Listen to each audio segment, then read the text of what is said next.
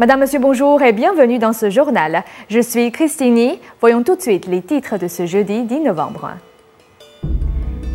Exclusion des candidats indépendants. Exploitation forcée des mines en Zambie.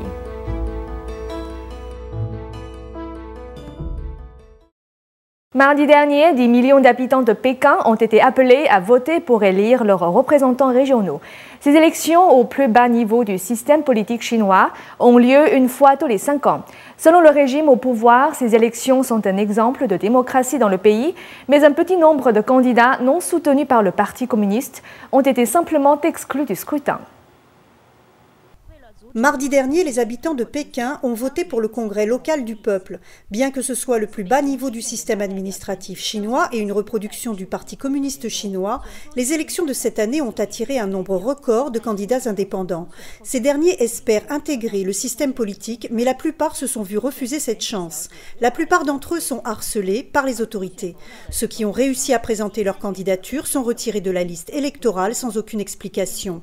Ye Jinshen, du district de Zhisheng, à Pékin, prépare ses élections depuis août dernier. Mais comme des dizaines d'autres candidats indépendants, son nom a été rayé de la liste finale des candidats. Le bureau des élections qui gère cette liste a été accusé de manquer de transparence.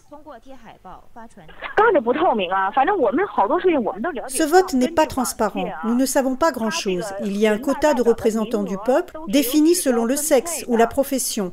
Les candidats inscrits par les autorités travaillent tous pour le régime chinois ou les différentes organisations du Parti communiste. Ceux qui ne sont pas employés par ces organes, comme moi, sont exclus. Wu Lihong, une autre candidate indépendante, affirme qu'elle n'a même pas pu s'inscrire. Les autorités contrôlaient ses déplacements dans la période précédant les élections. J'ai été suivie entre le 29 septembre et le 24 octobre. Je n'ai pas pu assister aux réunions électorales. J'ai été exclue de la première liste des candidats. Ces intimidations de la police de Pékin violent la Constitution. Ils n'ont donné aucune explication lorsqu'ils m'ont emmenée à 2 heures du matin. Ma famille n'était même pas au courant de tout cela. C'est honteux. Selon la constitution chinoise, toute personne âgée de plus de 18 ans et sans antécédents criminels peut être candidat à ces élections. Ils doivent simplement être soutenus par 10 personnes ou plus. Mais la réalité est différente. Les candidats non soutenus par le parti risquent d'être harcelés et exclus. La Chine ne compte qu'une quinzaine d'organisations caritatives officiellement reconnues par le régime au pouvoir. Les autres organisations sont très rarement enregistrées et beaucoup d'entre elles fonctionnent donc illégalement. Selon les fondateurs de ces associations, un grand nombre d'entre elles sont forcées à fermer leurs portes. Depuis le tremblement de terre du Sichuan en 2008, de nombreuses organisations caritatives sont apparues en Chine. La plupart de ces organisations ont rencontré des difficultés pour se faire enregistrer et doivent agir dans l'illégalité. Selon les fondateurs de ces organisations, le régime chinois a la main mise sur le secteur. Certaines organisations non enregistrées dépendent d'autres organisations enregistrées pour organiser leurs activités. Mais beaucoup d'autres restent dans l'illégalité. L'enregistrement est difficile, trouver des subventions est aussi très difficile. Et il est également difficile de trouver des gens qui veulent travailler pour un petit salaire. Beaucoup de fondateurs ont perdu beaucoup d'argent. La Chine ne compte qu'une quinzaine d'organisations caritatives qui peuvent recevoir des dons. Comme il est difficile de se faire enregistrer, il est aussi difficile de trouver des financements. L'organisation caritative Union Haïxin compte 40 000 membres, mais selon le fondateur, son champ d'action est limité par le régime chinois et d'autres organisations caritatives doivent fermer. Ces 3 dernières années, j'ai soutenu l'équipe avec mes propres revenus. Nous n'avons pas pu nous faire enregistrer, je n'ai donc pas eu droit au financement. Nous ne pouvons pas publier de reçus, donc aucune entreprise ne veut travailler avec nous. Nous sommes devenus un groupe désavantagé face à un monopole. Le régime nous a avertis que quoi que nous fassions, il fallait d'abord passer par eux. Il y a de moins en moins d'organisations caritatives et plus personne ne peut les financer.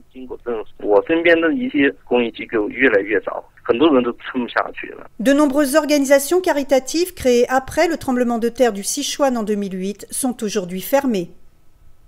Human Rights Watch a publié un rapport critiquant sévèrement les entreprises chinoises d'extraction de cuivre en Zambie sur le continent africain. Selon le rapport, ces entreprises soutenues par l'État chinois enfreignent systématiquement les lois zambiennes du travail et les réglementations internationales.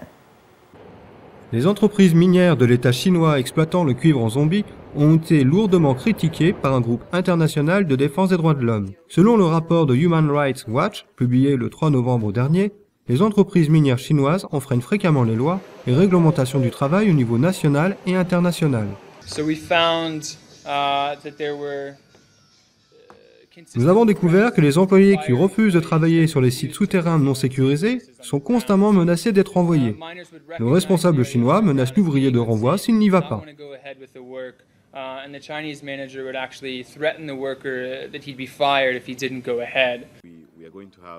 Ce rapport de 122 pages intitulé « Si tu refuses, tu seras renvoyé » décrit de façon complète comment ces compagnies exploitent les mineurs zambiens. Santé précaire, environnement de travail dangereux et des périodes de 12 à 18 heures de travail ininterrompues. Le rapport désigne le groupe minier des métaux non ferreux de Chine, appartenant à l'État chinois, comme la maison mère des 4 compagnies minières en Zambie. Ce rapport compile des entretiens récents avec des mineurs lors de 3 visites sur le terrain. Voici les propos d'un de ces mineurs. Ils ne considèrent que le rendement, non la sécurité. Si quelqu'un meurt, il est remplacé le lendemain. Selon d'autres ouvriers, les dirigeants corrompent ou menacent les travailleurs pour les empêcher de rapporter les accidents au département minier du gouvernement zambien. Selon le directeur de Human Rights Campaign in China, le régime chinois exporte ces mauvaises pratiques. Maintenant, la Chine communiste étend son emprise à l'étranger en provoquant les perturbations sociales. Il se concentre surtout sur l'établissement de rapports avec le gouvernement étranger. C'est l'habitude des entreprises chinoises. Ils gardent les mêmes comportements déjà établis en Chine. Cela consiste à créer de bonnes relations avec le régime. Ils ne se soucient pas de la situation des travailleurs ni de l'opinion de la communauté. Selon Daniel Bekele, directeur de Human Rights Watch Afrique, les nombreuses violations observées dans les mines chinoises en Zambie reflètent les abus qui se passent en Chine. Après une courte pause, restez avec nous à suivre dans un instant. La musique traditionnelle au service de la médecine. L'art de broder sans les mains.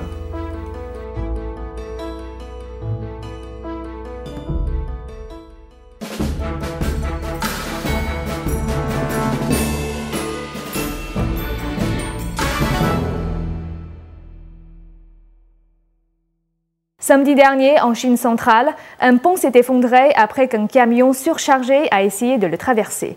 Le pont avait été conçu pour supporter un poids de 5 tonnes, mais le camion chargé de sable en pesait 15.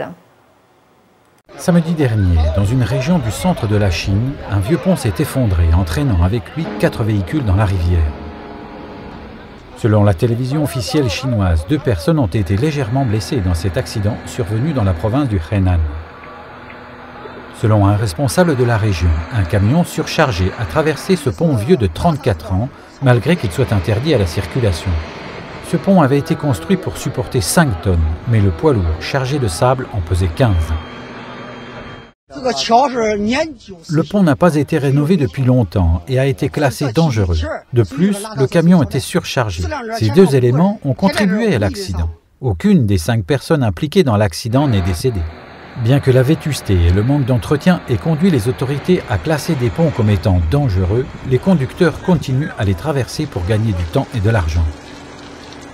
Des travailleurs ont réussi à extraire les véhicules de la rivière, tandis que la plus grande partie du pont a sombré dans les flots. Dans la Chine ancienne, la musique était considérée comme une forme de traitement d'ensemble. Aujourd'hui à Shanghai, des médecins s'intéressent à cet art ancestral pour le prescrire à leurs patients. Des médecins chinois s'en remettent aux pratiques ancestrales pour soigner les problèmes de santé. Ces dernières années, la thérapie par la musique est de plus en plus utilisée pour soigner les problèmes auditifs. On dit que les 5 notes de la musique traditionnelle chinoise correspondent aux 5 organes principaux du corps: la rate, les poumons, le foie, le cœur et les reins. La thérapie par la musique est utilisée en particulier pour soigner les problèmes d'acouphènes, un bourdonnement constant dans l'oreille sans cause extérieure. Le docteur Li Ming, spécialiste de l'oreille et de la gorge, étudie les possibilités de la thérapie par la musique pour soigner d'autres maladies.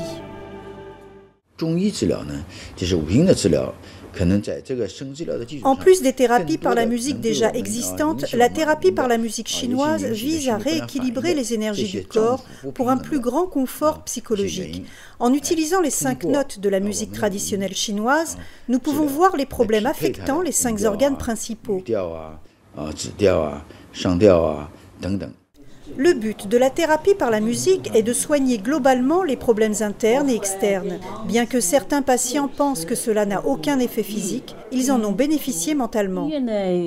Je ne peux pas dire que la thérapie par la musique est directement influée sur mon problème d'acouphène. C'est juste de la musique dans le cerveau. Nous savons que cela ne peut pas guérir complètement ce problème. Le principal est dans l'aspect psychologique. Si l'aspect psychologique est soigné, le reste n'a plus d'importance. Il est prescrit aux patients d'écouter 30 minutes de musique 3 fois par jour. Certains patients ont souffert d'acouphènes toute leur vie, mais le docteur Li espère que la thérapie par la musique les aidera à ne pas trop y penser. La broderie au point de croix est déjà en soi un art difficile et délicat.